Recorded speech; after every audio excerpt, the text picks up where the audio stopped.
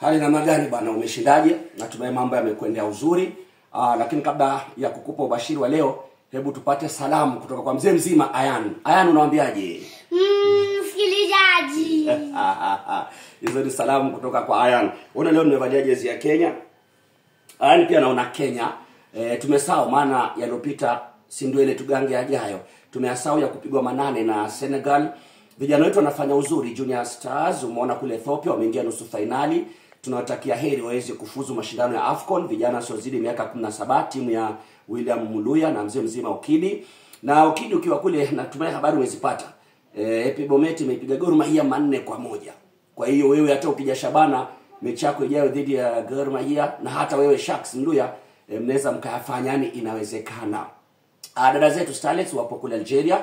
Tunawatakia heri mechi zao za kujipima nguvu haswa hapo kesho. Lakini kuna mtihani mgumu sana, ni usiku wa masikio marefu, yani UEFA Champions League. Na Ayan, hebu tuzungumze na mganga wetu, babu anasemaje saa 2 kabla ya mechi, au sio? Halo. Hola. Kuna kiki? Amesema msio na wasiwasi. Chelsea na Barcelona, mganga nimezungumza naye hajawahi kuniangusha. Amesema Chelsea itaipiga Barcelona. Ayan, mganga amesemaje?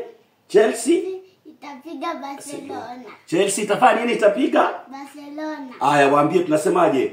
Msikilizaji. Asante.